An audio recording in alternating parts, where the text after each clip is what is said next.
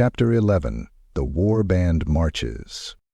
The Drakwald Forest loomed like a beast in waiting, its ancient trees stretching skyward like gnarled fingers, their blackened bark scarred by centuries of violence.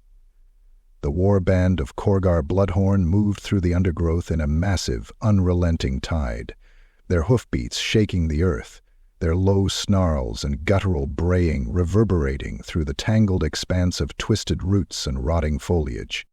But there was another sound now, one that only Khorgar could hear.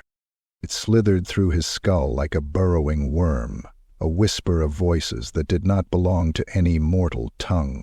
It was not the chant of the Bray shamans, nor the guttural challenges of his bestigors. This was something else, something older, something that came from within the obsidian artifact itself. More blood, more death. The heart beats for slaughter. Khorgar snarled, shaking his head, his yellowed fangs grinding together. The whispers had begun after the duel with Razgar, after he had used the artifact's power to summon the spectral warriors to break the will of the Doombull's remaining forces. At first they had been distant, nothing more than the echo of his own ambition. But as the warband pressed deeper into the forest, the voices had grown louder, more insistent. And now they would not stop. His clawed hand tightened around the shaft of his cleaver, his muscles flexing with barely contained aggression. His breath came heavier, his blood felt hotter, and the world around him seemed to blur at the edges, as though reality itself was warping under the weight of unseen forces. He could feel it now, a hunger that was not his own. The artifact pulsed at his side, its wyrdstone veins throbbing, feeding off the carnage it had already wrought, and yearning for more. The warband marched forward, but Khorgar Bloodhorn knew one truth above all. They were not alone. Something was marching with them. Something hungry. The price of power. You hear them, don't you? Khorgar's head snapped to the side, his sharp eyes narrowing as Malgar Blacktongue approached, the old Bray shaman moving with an eerie, unnatural grace, his staff tapping against the damp earth. His milky, ruined eye wept black ichor, but his remaining eye gleamed with a knowing hunger. Khorgar growled lowly, his muscles tensing. "You speak in riddles, shaman," he muttered, his voice thick with irritation. Malgar chuckled, a wet, hacking sound that carried the stink of rotting flesh and corruption. He stepped closer, his long, clawed fingers trailing through the air, as if touching something unseen. "They whisper, don't they?" Malgar mused. "The ones from the other side, the ones bound in the relic's embrace. They sing to you, Bloodhorn. They urge you to use the gift they have given you." Khorgar's grip on his cleaver tightened. "They will serve me," he said, his voice a low growl. "They will do as I command." Malgar laughed again, this time deeper, a sound like shifting bones and the crackle of distant fire. "Will they?" he rasped. "Do you command them, Bloodhorn, or do they command you?" The words sank deep, but Khorgar forced them away, shaking his head as he bared his fangs. "I have taken them," he snarled. "I have ripped them from their eternal sleep and bound them to my will. I am their master now." Malgar's smile widened. "Then prove it, Bloodhorn," he whispered. "Command them now. Summon the guardians, call upon them, and see if they truly kneel." Khorgar hesitated. For the first time he hesitated. The artifact pulsed at his side, as if it could sense his doubt, as if it fed upon it like carrion upon a corpse. Malgar leaned in closer, his voice dropping to a rasping whisper. "You wield a blade that cuts both ways, warlord," he murmured. "Power never comes without cost, and the dark heart does not give without taking." Khorgar turned, grabbing Malgar by the throat, lifting the frail Bray shaman off the ground with one massive clawed hand. "Do not speak to me of cost, worm," he snarled, his breath hot with fury. Malgar did not struggle. Instead, he only smiled wider, his one good eye filled with amusement. "You feel it already, don't you?" he croaked, his voice barely a whisper. the edges of your mind fraying, the hunger that is not yours, the dreams that are not your own. You fight not only men, not only beastmen, Bloodhorn. His cracked lips curled into something between mockery and reverence. You fight them. Khorgar dropped him, stepping back as Malgar crumpled to the ground, still grinning through bloodied teeth. He wanted to rip him apart. He wanted to carve his defiance from his bones. But the words, they clung to him, because he knew they were true. The power was growing, and so was the hunger. The march to war. The warband pressed forward, their bodies moving like a single organism, their growls and brays mingling into a chorus of bloodlust and purpose. Ahead of them lay the ruins of another settlement, a nameless place of men and weakness, a place that would soon drown in fire and blood. Khorgar walked among them, his mind still burning with Malgar's words, the whispers of the artifact louder than ever. He could feel them beneath his skin like maggots writhing in a corpse. Use us, call us, feed us. His claws twitched. His vision blurred at the edges. The power was his, but for how long? As the warband descended toward its next kill, the night seemed darker than before. The trees seemed taller, the air thicker, as if something unseen was growing, stretching its talons into the world. Khorgar gritted his teeth, his breath heavy, his grip tightening on his weapon. No, the power was his, and he would use it until there was nothing left to kill. Chapter 12. The Guardian's Curse. The Drakwald pulsed with unease. The warband of Khorgar Bloodhorn had grown too strong, too numerous, its bloody path carving deep into the rotting heart of the Empire's lands. The scent of burned villages, butchered men, and flayed corpses trailed in its wake like a funeral shroud, a monument of ruin to all who dared to defy them. But something was wrong. Even the most savage of the Warherds, the hulking minotaurs, the blood-frenzied bestigors, sensed it. The wind carried whispers now, but not the usual voices of the gods, not the call of chaos or bloodshed. This was something else. Something cold, hollow, and hungry, and it was watching them. The first betrayal. It began at dusk, when the Warherd made camp in the ruins of an abandoned fort, the shattered remnants of its moss-covered walls barely standing after years of decay and war. The fires burned high, the night filled with brays and guttural laughter, the echoes of bestial celebrations thick with violence and hunger. Khorgar Bloodhorn sat upon a pile of broken stone and old bones, his massive cleaver resting on his knee, the artifact pulsing beside him. Its wyrdstone heart flickered, and the whispers, growing ever louder, ever more insistent, wrapped around his mind like serpents. Feed us, call us, use us. His clawed fingers flexed, his breath came heavier. The hunger was unbearable. Malgar Blacktongue stood nearby, watching with his one-seeing eye, his ruined socket oozing black ichor. He had seen this before, though never on a scale like this. They grow restless, Bloodhorn, the shaman rasped. Khorgar's eyes snapped toward him, burning with something unnatural. Then let them feast. He did not hesitate. He gripped the artifact, his massive form tensing as he poured his will into it, commanding the spectral warriors to rise once more. And they did. The air tore open, a howling abyss vomiting forth the dead. The first guardian emerged, clad in blackened armor, its tattered cloak of nothingness billowing as it stepped forward, its blade weeping with green fire. More followed, dozens, their hollowed helms tilting as they regarded the warband with empty, soulless eyes.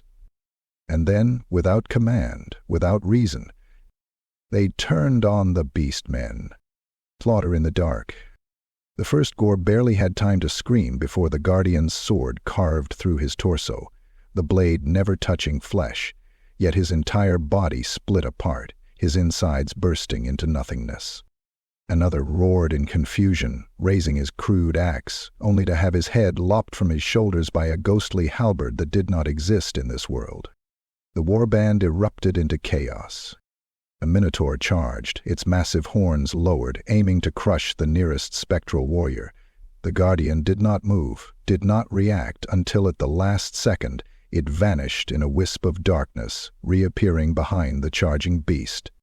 The minotaur never even turned before the guardian plunged its blade through its back, not cutting through flesh and bone, but something deeper, its soul, its essence. The minotaur froze mid-step, its body trembling violently, its eyes rolling back. Its flesh blackened, cracked, and rotted away in mere moments, leaving nothing but a hollowed husk that collapsed into dust. The remaining beastmen snarled and brayed in blind panic, some fighting back, others fleeing, but it did not matter. The guardians were unrelenting. They moved like shadows given purpose, their weapons striking without sound, their presence devouring the very life around them. The warband turned upon itself, fighting the beings they had once worshipped as a gift. Khorgar watched as his own warriors fell, his mind reeling, his breath ragged. This was wrong. This was not his will. The artifact pulsed violently in his hands, its glow blinding, its whispers becoming deafening shrieks. More, underscore. Khorgar staggered, his vision swimming, his thoughts no longer his own. The power was overtaking him. The cost of ambition. Malgar Blacktongue saw it first. The way Khorgar's flesh was twisting, the veins beneath his fur pulsing with wyrdstone energy, his horns darkening, elongating, his eyes glowing with something inhuman. "Stop, Bloodhorn!" the Bray shaman bellowed, stepping forward. "You cannot control them. The dark heart does not serve you. It feeds upon you." Khorgar snarled, but even as he did, he felt it, his mind slipping, his body burning, his thoughts becoming less his own. His knees buckled, his breath came in ragged gasps, and for the first time in his savage, brutal life, he felt something that terrified him. Weakness. The artifact was feeding upon him. The spectral warriors were not his servants. He was theirs. With a final burst of strength, he hurled the artifact away, sending it skidding across the ground, its glow dimmed, its whispers distant once more. And just like that, the guardians stopped. The spectral figures froze, their hollowed helms turning toward the artifact, their swords lowering. Then, without sound, they dissipated, their dark forms dissolving into the mist, leaving only the ruin of what they had wrought. The warband stood silent. Those who remained panted in exhaustion, their wounded bodies trembling, their minds reeling. Khorgar Bloodhorn slowly rose, his limbs aching, his head pounding. He stared at the artifact, his breath shuddering. This was no mere weapon. It was a curse. Malgar stepped forward, his voice lower now, but filled with grim certainty. "You see now, don't you?" he rasped. "This is not a gift, Bloodhorn. This is a leash, and you, mighty warlord, are its beast." Khorgar said nothing. He felt it. Deep within his bones he had gone too far, and now the power he thought he had mastered was beginning to master him instead. But even knowing that, even feeling the madness creeping into his mind, he wanted more. His grip tightened, and the artifact pulsed once again. Chapter 13. The Ruins of Carag Varn. The Drakwald thinned, its twisting black trees giving way to stark cliffs and jagged rock, where the mountains of the world's edge met the ruins of the past. The air was thick with dust and stagnant decay, carrying the distant echoes of things long dead, yet never truly silent. The warband of Khorgar Bloodhorn pressed onward, their hooves clattering against shattered stone, their breath steaming in the cold mountain air. The Bray shaman, Malgar Blacktongue, led them, his single good eye gleaming with dark intent. They had come for power. They had come for wyrdstone. The artifact demanded more. The descent into Carag Varn. The entrance to Carag Varn yawned before them, a dwarfen fortress of ancient stone, its carved archways crumbling, its mighty statues long shattered and defiled by time and war. Dwarves had once ruled here, their fortress city carved into the bones of the mountain, but their empire had fallen long ago, swallowed by the same darkness that now called to the warband. Khorgar grinned, his fangs glinting in the gloom. "This place reeks of death," one of the bestigers muttered, his clawed hands gripping a notched axe. Khorgar snorted, stepping forward. "Then we shall make it reek of blood." The warband descended into the dark. The wyrdstone cursed. The deeper they ventured, the heavier the air became, thick, cloying, almost alive, like breathing something rancid and wet. The stone walls shimmered faintly, veins of wyrdstone pulsing with sickly green light, like rotted veins beneath ancient flesh. The artifact at Khorgar's side pulsed in response, its whispers intensifying, urging him forward. "The stone sings, Bloodhorn," Malgar murmured, his fingers tracing the runes on the walls, his twisted lips curling in reverence. "This place is rich with its power." They found the first deposit soon after, a cluster of jagged wyrdstone crystals, their corruptive glow casting eerie shadows across the cavern. Khorgar stepped forward, gripping a chunk of it in his clawed hand. The moment his flesh touched the stone, a shock wave of raw magic erupted outward. The warband staggered, their minds flooded with screaming visions, half-formed nightmares of things long buried. Khorgar's breath came ragged, his muscles tensed, his mind flooded with images of battle, carnage, and something else. Something watching, something waiting. Malgar stepped forward, his one good eye wild with hunger. "This is what we need, Bloodhorn," he hissed. "With this, we can feed the artifact, we can command the Guardians fully." Khorgar's grin widened, his breath heavy with anticipation. "Then we take it. All of it." The warband moved, tearing chunks of wyrdstone from the walls, their clawed hands and crude tools hacking at the rock. And then the mountain rumbled. A low guttural moan reverberated through the cavern, like the groaning of stone waking from an ageless slumber. The warband froze. A new sound arose, a sound no living creature should have heard. A dry, rattling scrape, the echo of ancient steel against stone.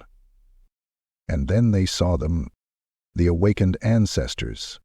From the depths of the ruined fortress, shapes began to emerge, not beastmen, not men, but things left behind, things that should not move.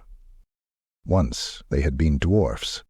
Once they had stood as mighty warriors, their armor unbreakable, their beards braided with gold and iron, their axes unyielding. Now they were hollow things, twisted remnants of the past, their eyes black voids, their bodies warped by time and death. Some still clutched the weapons they had died with, their armor rusted, their bones bleached, but their forms shimmered with something unnatural, something drawn by the warband's intrusion. They were not alive. They were not ghosts.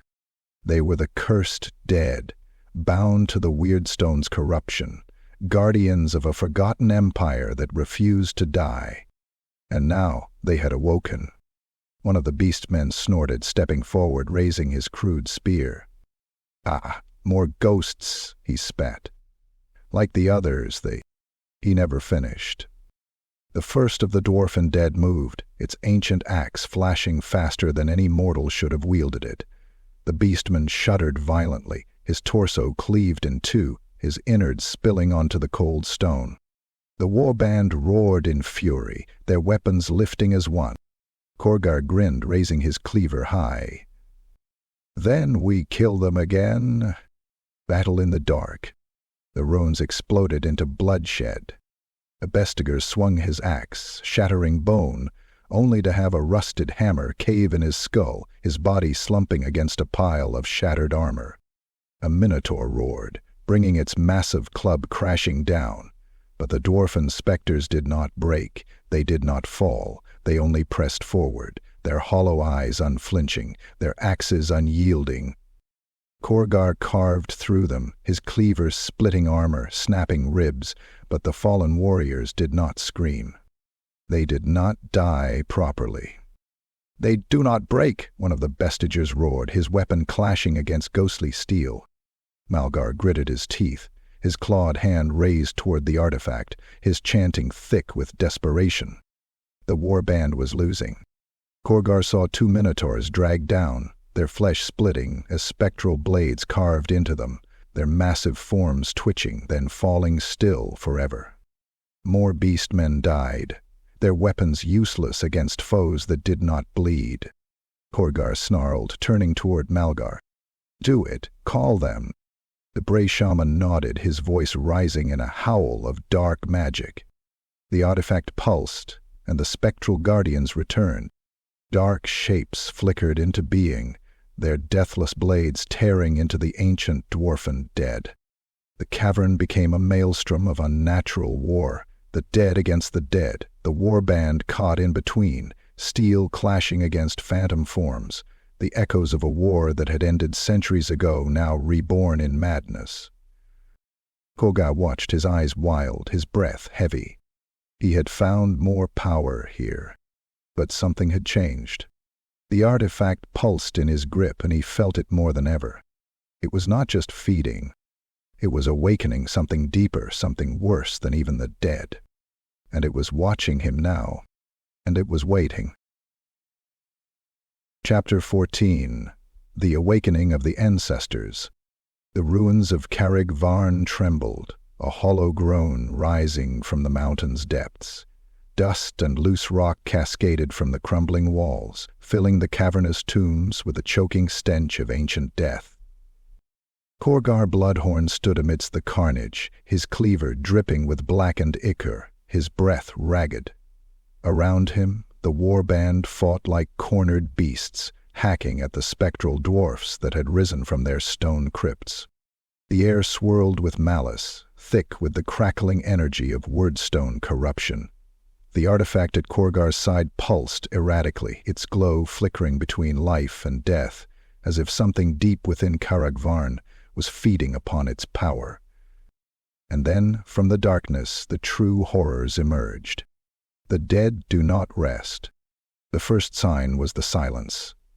A momentary stillness in the battle, where even the most bloodthirsty warriors hesitated, their weapons dripping with the ruined flesh of the fallen. The dwarfen specters, clad in rusted armor and wielding weapons of ancient craftsmanship, had fought with unrelenting fury. But something shifted in the air, something worse than even their cursed forms. The ground trembled, and from the deepest halls of Carag Varn, the true ancestors stirred. A deafening roar of stone and sorrow erupted from the lowest crypts. The air grew colder, and the ancient kings of Carag Varn rose from their tombs. Unlike the lesser spirits, these were not mere echoes of the past. These were the souls of true kings, their forms wreathed in ashen fire, their eyes glowing with spectral vengeance. They did not scream.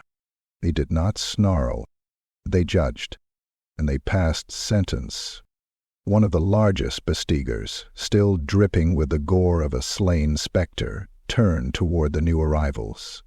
He snorted, raising his axe, snarling in defiance. A mistake.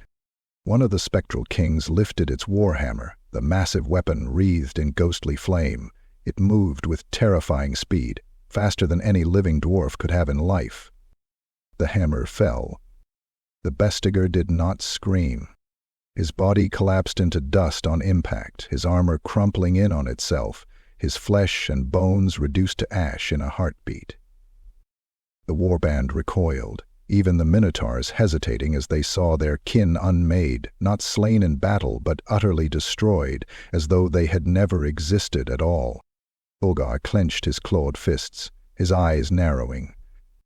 The artifact pulsed violently, its whispers now twisting into something incomprehensible, something even he could not fully understand. But he understood one thing. These were not spirits to command. These were not creatures to bend to his will. They were executioners, and they had come to wipe clean the sins of the living. No victory, no escape. The warband charged, refusing to be cowed by the dead. A minotaur roared, swinging a club the size of a man's torso, smashing through the ghostly form of a risen king. The impact passed through the specter's form, but something unnatural happened. The weapon blackened, rotted away mid-air, splintering into nothingness before the minotaur's very eyes. Then the king struck back. A sweeping arc of spectral steel tore through the minotaur's massive chest, and for a brief, agonizing moment, it seemed as though nothing had happened. Then the beast collapsed, its flesh shriveling, its eyes rolling into the back of its skull, its life force sucked dry in an instant. The others fared no better. Axes passed through the spirits without effect, spears snapped in half before even striking, and the few attacks that did land merely staggered the ghosts, who reformed an instant later, stronger, angrier, more hateful. And even Khorgar's summoned spectral warriors fell before them. One of the beastmen guardians, a phantom knight summoned from the artifact's abyssal depths, clashed against one of the risen dwarfen kings, their blades meeting in a flash of green and blue flame. For a moment it seemed as if the summoned warrior would hold, but then the dwarfen king simply reached out, grasping the phantom by the throat, and with a single wordless command, ripped it apart. Not cut, not slain, unmade. The summoned warrior ceased to exist, its presence wiped from reality itself, as though it had never been summoned at all. Even Khorgar felt the loss. A shockwave of agony blasted through his mind, forcing him to stumble, his breath coming in ragged gasps. This was not how it was supposed to be. The artifact was his to wield. He was the master here. So why was it failing him now? Malgar's warning.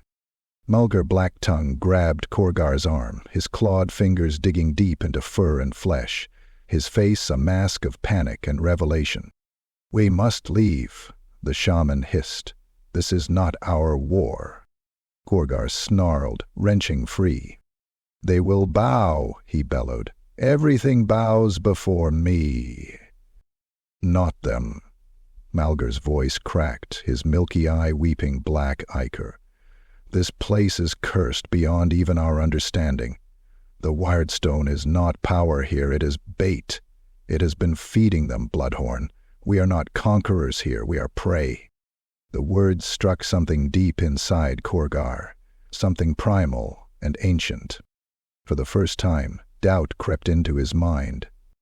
And the artifact, for the first time since he had claimed it, did not whisper back. It was silent, as if watching, as if waiting to see what he would do next. Khorgar's hands tightened around his weapon. This was not a battle to be won. This was a trap, and they had walked straight into it. Retreat from the dead. "Fall back," Khorgar roared, rage boiling in his chest as he gave an order he had never spoken before. The warband hesitated, but only for a moment. Then they turned. Beastmen scrambled, their roars turning to guttural snarls of panic as the risen kings of Carag Varn advanced, their footsteps like the grinding of tombstones, their hollow eyes burning with righteous vengeance. The warband fled, racing back toward the entrance of the ruined fortress, weapons abandoned, bodies bleeding, breaking, dying in the shadows. As Khorgar ran, the artifact pulsed once more, but this time it was not out of hunger, nor fury, nor triumph. It was laughter. The relic had tricked him. It had led them here, and it had known all along what awaited them in the dark. Khorgar gritted his teeth, forcing himself to keep running. For the first time in his brutal, savage life, he had met something he could not kill. Chapter 15. The Clash at Moor's Hollow. The moon was a sickle of pale silver, casting its ghostly light over the haunted valley of Moor's Hollow. Here, where the dead refused to rest, the land was choked with twisted roots and cracked headstones, remnants of a forgotten graveyard, long abandoned to the wilds of the Drakwald. It was the perfect place for slaughter, and Reinhard von Drexler knew it. He and his Middenland knights lay in wait, hidden among the shadowed tombstones, their armor darkened with ash, their blades drawn and ready. The witch-hunters cloaked in blackened steel crouched behind ruined crypts, their flintlock pistols loaded, their eyes burning with grim anticipation. They had been tracking the warband for days, following the trail of burned villages, flayed corpses, and unnatural devastation left in Khorgar Bloodhorn's wake. And now the monsters had come to them. Reinhard clenched his jaw, his gloved hand tightening around the hilt of his silver-forged longsword. "No mercy, no hesitation," he murmured to his men. "We burn this filth from the world. Let none escape." A knight beside him, Sir Ulbrecht, nodded. "And if the dead rise?" Reinhard did not look at him. "Then we put them down again. The warband arrives." The ground trembled as Khorgar Bloodhorn's warband entered the valley, their hooved feet crushing headstones beneath them, their foul stench thickening the air.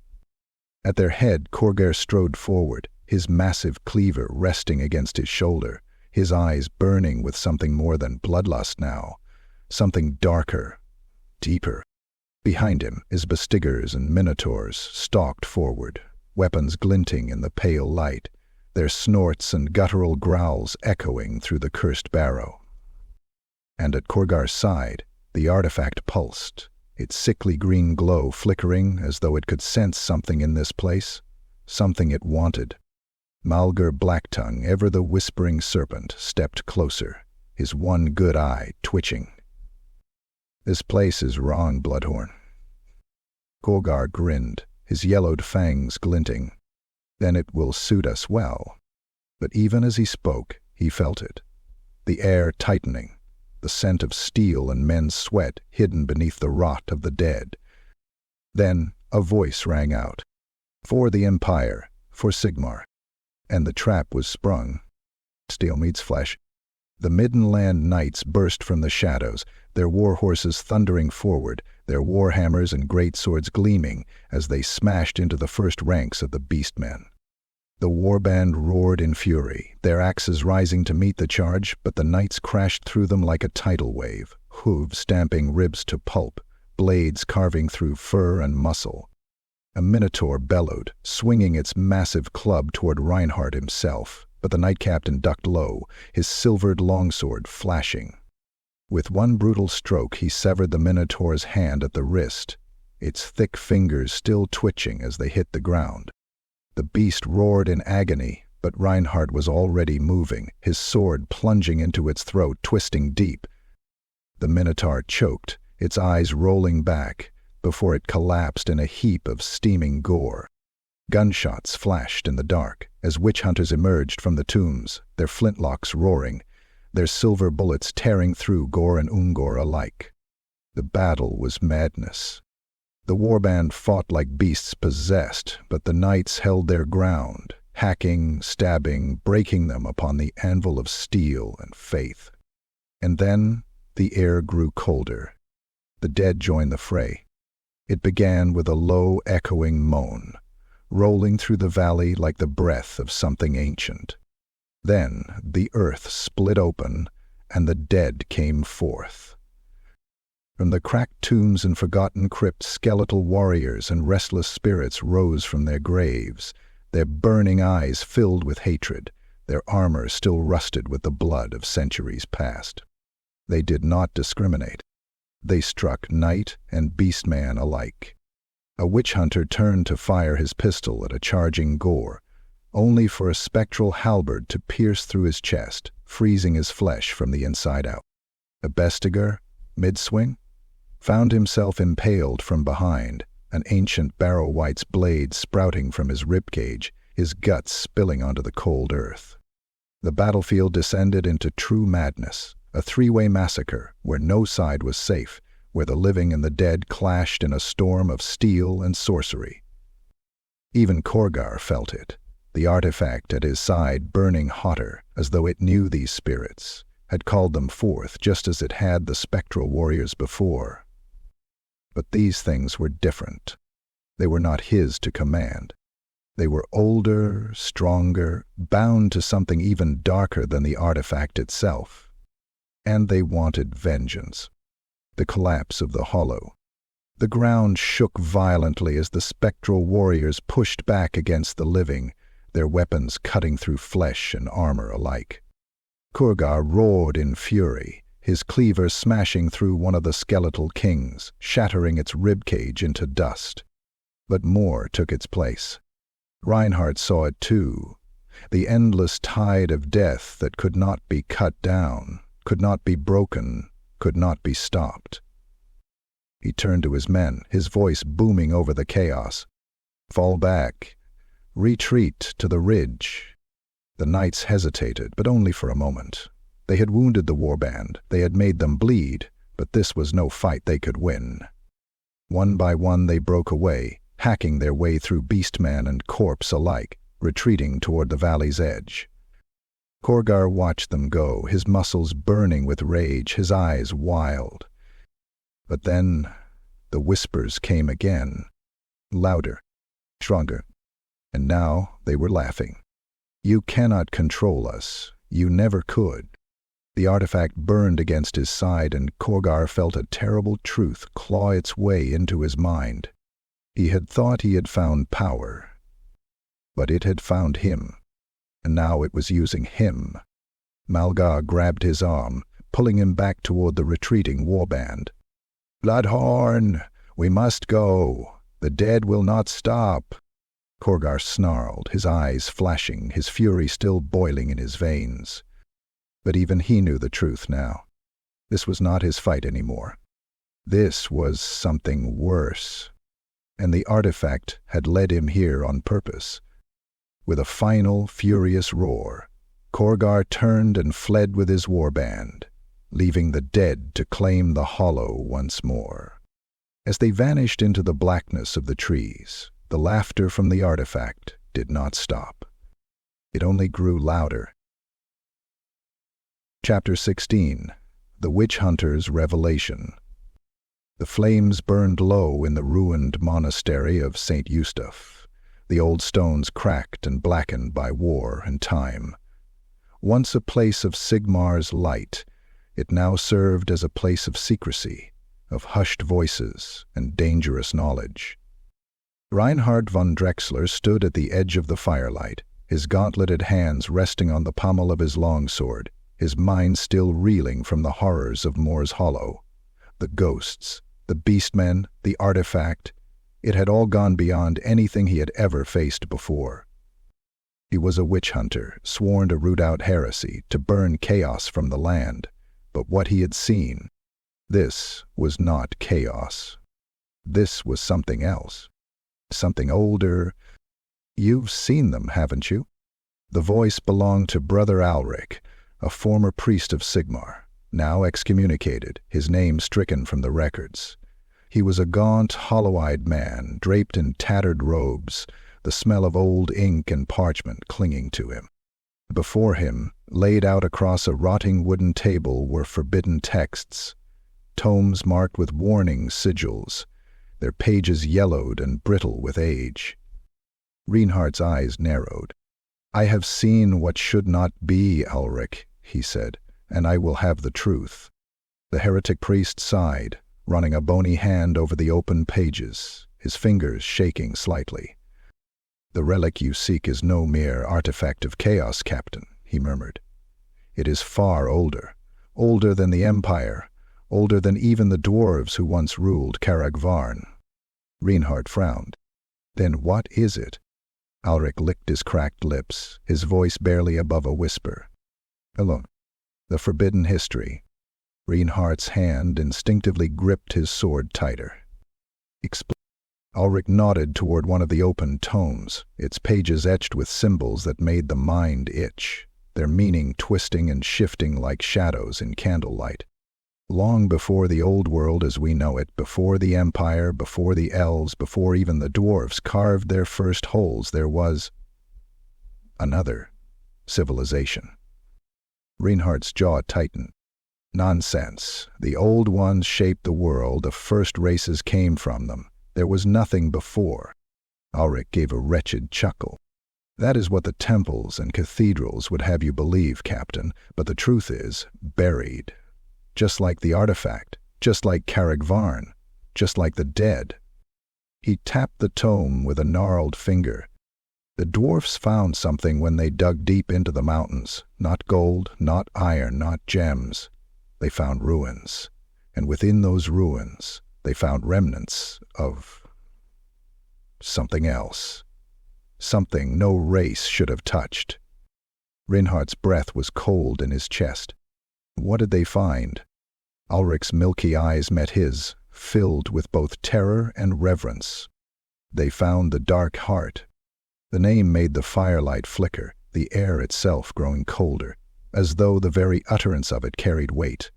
Reinhardt remained stone-faced, but his mind was burning with questions. What does it do? Ulrich exhaled slowly. The dwarves thought it was power. That's why they took it. That's why they built their hold around it. But it was never meant to be a weapon. His fingers tightened on the pages, the old parchment cracking beneath his grip. It was meant to be a prison. The truth of the spectral warriors. Reinhardt's stomach turned. A prison? For what? Ulrich gestured toward a woodcut illustration on the tome's page, a crude depiction of armored figures, clad in blackened steel, their faces obscured, their blades wreathed in ghostly fire. The same figures that had fought in Moor's Hollow, the same warriors that the artifact had summoned before. You've seen them, haven't you? Ulrich whispered. The spectral warriors, the ancient guardians. They were never meant to be weapons, Captain. They were never meant to be summoned. Reinhardt felt a cold realization crawl down his spine. Then what were they? Ulrich's face was haunted. They were prisoners. They were bound to the relic, trapped in eternal undeath, to keep something else sealed away. The words hung in the air, heavy with meaning. Reinhardt's breath slowed, his pulse beating against his skull. The artifact wasn't meant to control them. It was meant to keep them from being released. Khorgar Bloodhorn had not harnessed the power of the Dark Heart. He had broken its seal. And now, something far worse than spectral warriors was stirring. A new war begins. Reinhardt took a slow step back, his thoughts racing, his mind filled with dread. He had thought this war was about chaos and corruption. But this was older than chaos. This was something forgotten, something never meant to rise again. He turned to his men, his expression grim, his voice cold and commanding. We ride at dawn. Sir Olbrecht, still standing at the edge of the room, frowned. Where? Reinhardt's eyes burned like embers in the dark. To hunt the Beast Lord, and to put this horror back where it belongs. As the fire crackled, as the old tomes whispered of long-buried nightmares, the wind howled outside, carrying with it a voice that did not belong to the living. Somewhere in the night, the artifact pulsed once more. Something was awakening, and time was running out. Chapter 17. The Trial of Fire. The Drakwald trembled as the warband moved, but something was different now. The air reeked of change, thick with the unnatural stench of burning flesh and raw magic. The very trees withered as the Warherd passed, their bark splitting, twisting, as though the forest itself recoiled from what had begun to take shape. At the center of it all, Khorgar Bloodhorn marched, his breath ragged, his massive frame trembling with unnatural heat. His clawed hands flexed involuntarily, his muscles twitching, his veins bulging like blackened cords beneath his hide. He could feel it now, the artifact's power worming deeper into his bones, reshaping him, remaking him. He had thought he commanded it, but the truth was a crueler thing. The dark heart was consuming him. The curse takes hold. The first to notice was Khorgar Blacktongue, the Bray shaman's milky eye twitching as he walked beside his warlord. He had seen mutation before, had called upon the dark gods to reshape lesser beings, to turn them into foul, monstrous things. But this was something else. He could smell the change, hear the bones shifting, the flesh blackening and reforming in ways that defied even the blessings of chaos. "Bloodhorn," Khorgar rasped. "You are changing." Khorgar snarled, his voice thicker, deeper, as though two voices spoke at once. "I am becoming—" He stumbled, his hooves digging into the soft earth, his breath coming in ragged gasps. The warband halted, their yellowed eyes filled with uncertainty, watching as their leader shuddered, convulsed, his massive body racked with unseen torment. Then came the heat. His flesh burned, steam hissing from his hide, his muscles bulging as the corruption forced its way through him. The artifact pulsed, its sickly green glow wrapping around his body, sinking into his very marrow. He roared, an agonized, furious sound that shook the trees, that sent birds scattering from their nests, that drove lesser Ungors to their knees in blind terror. And then it began in full. The breaking of flesh. His horns twisted, their edges lengthening, curving backward, growing thicker, heavier, jagged like the crown of a monstrous king. His hide blackened, not like burnt flesh, but like obsidian, like something pulled from the depths of the world, his body hardening, becoming something more than mortal flesh. His muscles expanded, his very form stretching, his spine cracking as his torso grew broader, the veins along his arms pulsing with wyrdstone energy, his bones reforging themselves into something unnatural. But worst of all, his eyes burned. Not with the red fury of a beast-man, not with the madness of a warlord, but with green fire, an unholy radiance that pulsed and flickered, burning from within, consuming the pupils, the irises, until there was nothing left but raw malice given form. His breath came in long, shuddering gasps, steam hissing from his mouth, the inside of his throat glowing like a forge, as though something was burning him from the inside out. He staggered forward, gasping, his claws sinking into the dirt, his vision swimming. Then he saw visions of the unseen. The artifact pulsed one final time, and his mind was torn from his body, flung into a place between places, a void beyond flesh and time. He saw shapes in the dark, not of chaos, not of mortal gods, but of something else, something beyond the understanding of man and beast alike. They were massive, towering figures, shrouded in twisting shadow, their forms obscured, their faces hollow voids. Yet he could feel their gaze, feel their hatred, not hatred for him, but for all things that lived and breathed. He saw a great prison, chains forged not of steel nor magic, but of reality itself, wrapped around something far worse than the spectral warriors he had summoned. Something that should not be. And the chains were breaking.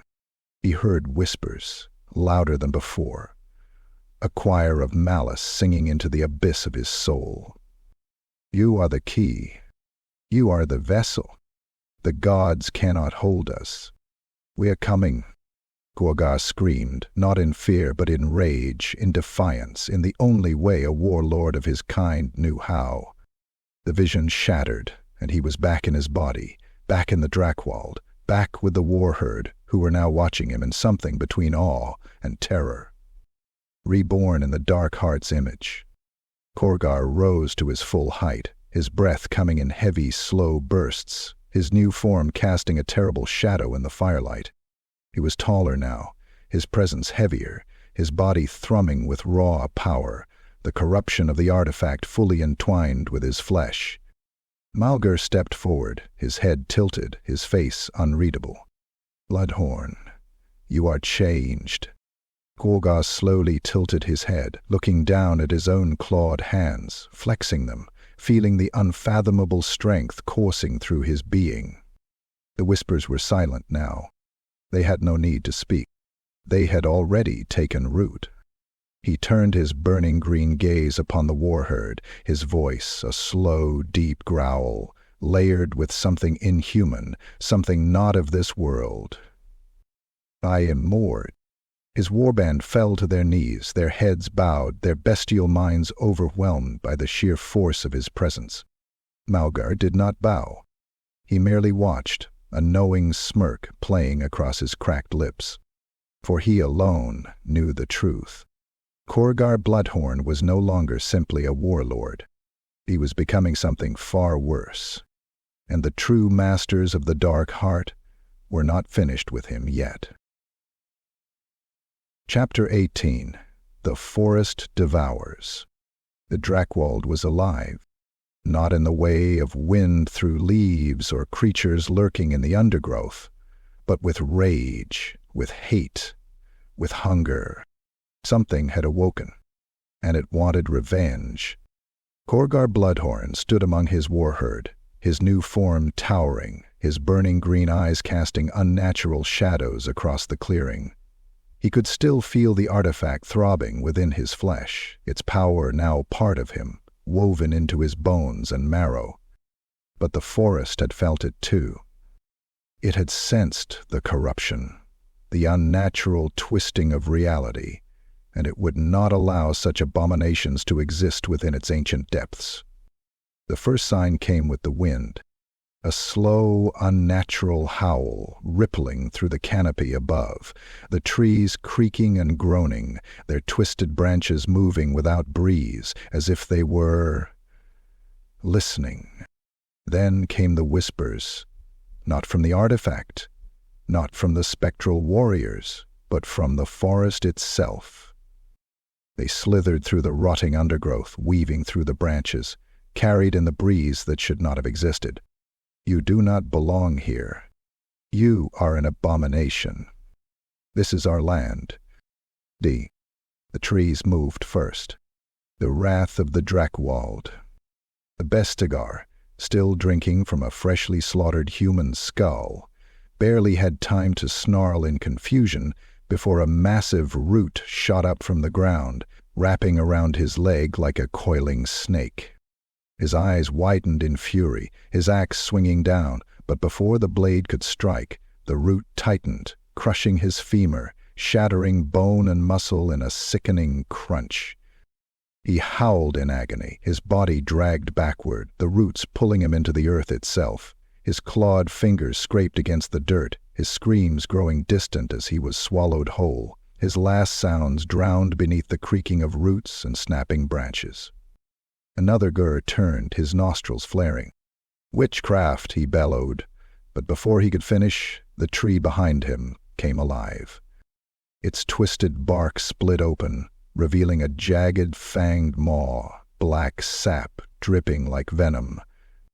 The tree lunged, its roots shooting forward, piercing through the Gor's chest, lifting him high into the air, his body jerking violently as he twitched and bled. His last gurgling breath was met with the sickening crunch of his ribcage collapsing inward, and then the tree devoured him, pulling his limp corpse into the folds of its bark, absorbing his flesh into the living wood. And the forest kept moving. Ancient horrors awaken. The warband scattered, axes swinging, minotaurs bellowing, but the Drakwald had already won. More trees groaned, their branches twisting into clawed limbs, their roots tearing free from the ground, walking on unnatural, gnarled legs. Some were covered in ancient runes, their forms pulsing with sickly green magic, as if they had once been sacred but were now filled with hate, corrupted beyond reason. And then they arrived. From the depths of the ancient woods, from the places where even beastmen feared to tread, came things not meant for this world. Towering figures, wrapped in shadows and moss, their jagged faces carved from ancient stone, their limbs moving with the groan of shifting mountains. They were not demons. They were not spirits of chaos. They were the wrath of the land itself, awakened after centuries of slumber, their rage older than the Empire, older than the gods themselves. A minotaur roared, swinging its massive club at one of the stone behemoths, but the creature did not flinch. Instead, it simply raised one massive fist and brought it down upon the minotaur's skull, shattering bone, pulping flesh, driving the beast's body into the earth with a force that cracked the ground itself. The minotaur twitched once. Then it was still. More creatures emerged, some formed from the wood itself, their limbs shaped like jagged spears, others slithering from the roots like nightmares given form, mouths filled with writhing tendrils, eyes glowing with unnatural green fire. The forest was at war, and it wanted everything dead. Khorgar Bloodhorn's defiance. Khorgar watched the chaos unfold, his clawed hands tightening around his cleaver. For the first time he saw his Warherd dying in ways he did not understand. Not by blade, not by gunfire, not by the wrath of the Empire, but by something older, something that did not recognize beastmen, or chaos itself. His own warriors were prey now. The Drakwald was reclaiming its land. "Enough!" he bellowed, his voice thick with the raw power of the artifact, the green flames in his eyes pulsing brighter, wilder. The trees stopped. The forest trembled.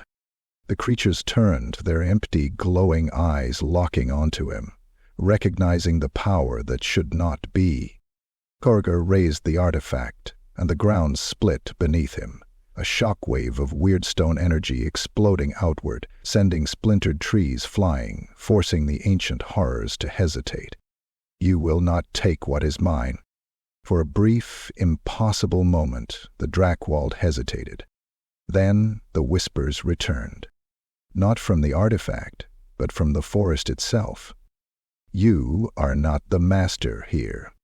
You are a stain, a wound upon the land, and we will tear you from it." The trees lunged once more, the stone behemoths advancing, the warband howling in rage and terror, their weapons flashing, their screams rising into the night. Khorgar roared, his burning green eyes locking onto Malgar Blacktongue. "Get us out, now!" The Bray shaman did not argue. He raised his staff, his guttural chanting echoing across the battlefield, his twisted fingers clawing at the air. A sudden gale of black wind erupted around them, a storm of chaos-born energy lifting the warband into swirling darkness, carrying them away just as the forest collapsed upon their previous position, roots tearing apart the earth, trees shattering ancient stone, as if trying to erase the warband from existence. The last thing Khorgar saw before the darkness took him was the forest screaming, its voice not made of words but of rage, of hunger, of something deeper than the gods themselves. And as the warband was torn from the battlefield, escaping by sheer unnatural will, one horrifying truth burned into Khorgar's mind. The Drakwald was not his to rule, and it was far from finished with him. Chapter 19. The Screaming Night. The warband staggered into the clearing, panting, growling, bleeding from wounds inflicted by things that should not exist. The Drakwald had rejected them, forcing them to flee into the wretched depths of the forest, where even the moonlight struggled to reach. But the night did not bring relief. It brought something worse. The beastmen stood in uneasy silence, their fur matted with blood, their weapons still wet with the slaughter of their own kin. The survivors of the forest's wrath were fewer now. Many had been dragged screaming into the trees, others left to rot, their bodies impaled upon the cursed roots of the Drakwald. But the Warherd had not escaped the nightmare, because the whispers remained. And the screaming had begun. The first kill. It started with low growls deep within the warband's ranks. A bestigor named Hrothgar paced near the edge of the camp, his yellowed eyes darting to the shadows, his clawed fingers twitching around the haft of his axe. He had seen his kin devoured by the trees, had felt the forest clawing at his mind, and now he felt watched. He turned his head sharply, nostrils flaring, catching the scent of something wrong, a rot that did not belong, a shadow that should not be there. He lifted his axe. "Show yourself, coward." Something moved in the dark, just beyond the firelight. A shape flickered, half there, half not, shifting like smoke on the wind. Rotkar's ears flattened, his heart hammering in his massive chest. He took a step forward, his hooves grinding against the dirt. And then it lunged. A spectral figure exploded from the shadows, its blackened blade flashing, its hollow eyes burning with green flame. Hrothgar barely had time to scream before the blade plunged into his chest, not cutting through flesh but through something deeper. His soul, his very essence. His body convulsed, his eyes rolling back, his veins blackening as his very life was drained from within. His axe slipped from his fingers, his knees buckling, his body collapsing to the ground in a heap of steaming gore. The spectral warrior stood still, its blade dripping with something that was not blood, its hollow helmet tilting slightly, as if listening to something unseen. Then, just as quickly as it had come, it vanished. The warband erupted into chaos. The madness spreads. The beastmen howled, some drawing weapons, others stumbling backward in terror, clutching their heads as if something was burrowing into their minds. "The dead come for us," one of the Angors shrieked. "They do not serve! They do not serve!" A Bestigor roared, shoving the smaller beastmen to the ground.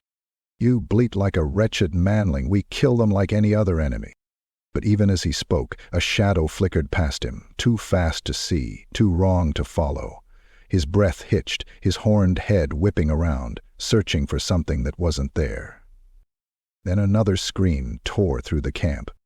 The Minotaur collapsed, its massive body twitching, its chest ripped open, not by blade or claw, but by something unseen, something unnatural. Its ribs cracked outward, its lungs withering, as if its flesh had simply given up and begun to rot away. And the others turned on each other. "You brought this upon us?" A Gor howled, swinging his crude club at another, sending him sprawling into the mud. Another grabbed a jagged knife, ramming it into his kin's throat, the blood spurting across the dirt, mingling with the ash and the filth of their escape. Within seconds, the warband fell into madness, blades flashing, hooves stamping, as fear turned to fury and fury turned to blood. Khorgar Bloodhorn watched it unfold, his teeth bared, his claws flexing. But even he could feel it, the whispers growing stronger, the artifact pulsing against his ribs, drinking in the violence, the fear, the carnage. This was not a curse upon his warband. This was its purpose. The artifact feeds. A deep, knowing laugh slithered through his mind, a sound that was not his own, something ancient, something mocking. "You cannot stop it now. You are ours, Bloodhorn. Kill them all." His vision blurred, the edges of the world warping, twisting into something unreal. The shadows moving, pulsing, the trees leaning closer as if watching, waiting, eager to see the butchery unfold. He felt the artifact burning within him, felt the power, but it was not his to wield. It was his to obey. Enough. The voice was sharp, guttural, filled with unnatural command. Malgar Blacktongue stood before the dying fire, his staff raised, his single good eye glowing with eldritch light. His voice cut through the screams, the slaughter, the madness. "The relic feasts on your blood," he bellowed. "Every kill, every drop spilled, it grows stronger. You are not breaking free. You are sinking deeper into its jaws." Khorgar turned, his breath ragged, his eyes wild, his hands shaking with the weight of what had been done. The warband was diminished, half of them slain by unseen hands or their own kin, their bodies littering the clearing, their blood soaking into the hungry earth. And yet, despite the death, despite the carnage, the artifact's whispers had only grown stronger. More, more. Khorgar exhaled slowly, his rage still burning, but beneath it for the first time, something else took root. A sliver of fear. Because Malgar was right. They were not using the artifact. It was using them. And it was still hungry. The screaming night never ended. The fires burned low, the beastmen licking their wounds, but the air never calmed. Something still lurked beyond the trees, watching, waiting for them to weaken again, for the next moment of bloodshed to begin. The spectral warriors did not need to strike immediately. They did not need to finish the warband now, because the warband was already doomed. They would tear themselves apart in the end, and the artifact would be there to drink every last drop. Chapter 20. The Gathering of Doom. The great bell of Middenheim tolled across the valley, its deep, sonorous chime rolling over the land like the echo of doom itself. From the towering gates of Ulrich to the streets below, the city of the White Wolf stirred, its defenders arming themselves for war. Reinhard von Drexler stood atop the stone parapets, his cloak whipping in the cold wind, his gauntleted fists clenching the battlements, as he looked down upon the gathering storm below. They had come. From every corner of Middenland, from frozen roads, crumbling villages, and the bloodied remnants of once proud outposts, warriors had answered his summons. They had seen the fires. They had heard the screams. They had felt the rot of corruption crawling at their borders. And now they would march against it. The men of the Wolf. The first to arrive had been the Knights of the White Wolf, their mighty war horses clad in thick furs, their massive warhammers slung across their backs. These were no dainty Bretonnian jousters, nor the plate-clad zealots of Reichland.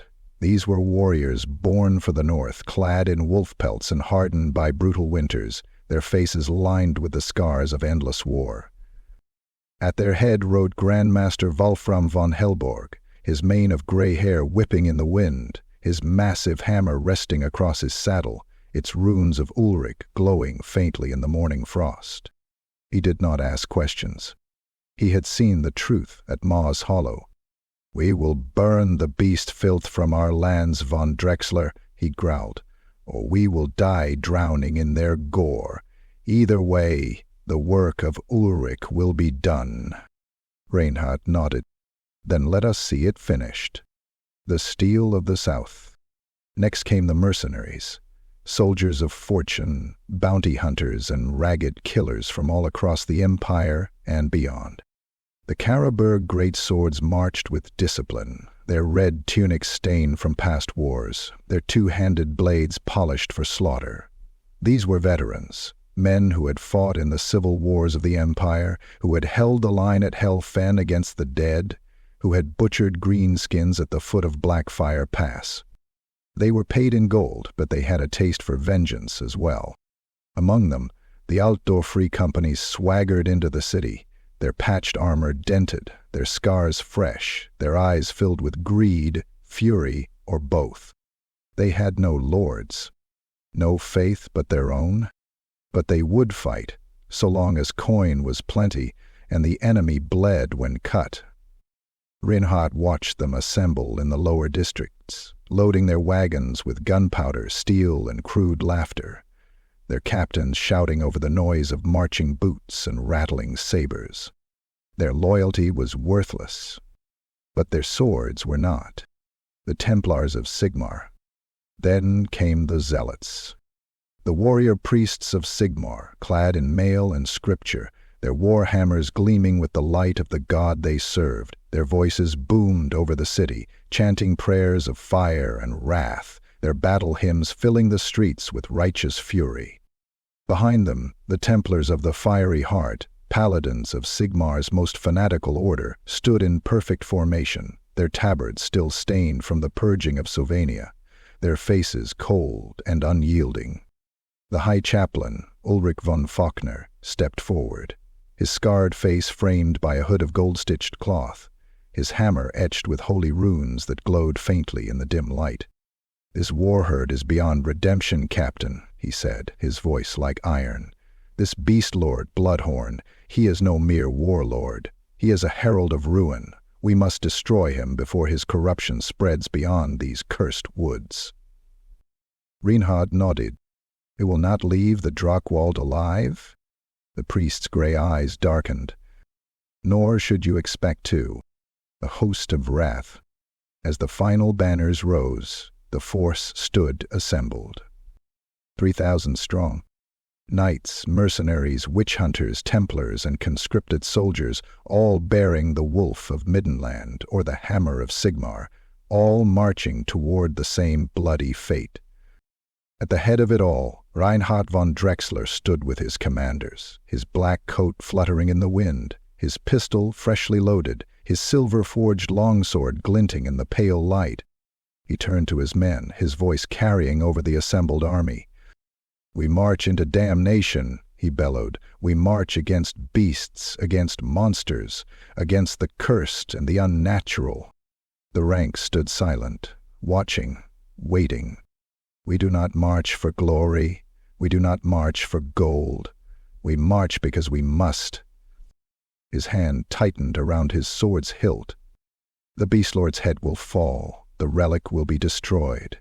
And if we die in the doing of it—" He paused, looking at the hardened warriors before him, their faces grim, their hands clutching their weapons with purpose. Then he bared his teeth in a wolfish grin. "Then we will drag the bastards to hell with us." A roar of steel and fury erupted from the ranks. Swords and hammers raised to the sky, shields clashing, boots stamping upon the cold stone. And with that, the great army of Middenland marched toward the Drakwald, toward Khorgar Bloodhorn, toward the Dark Heart's final reckoning.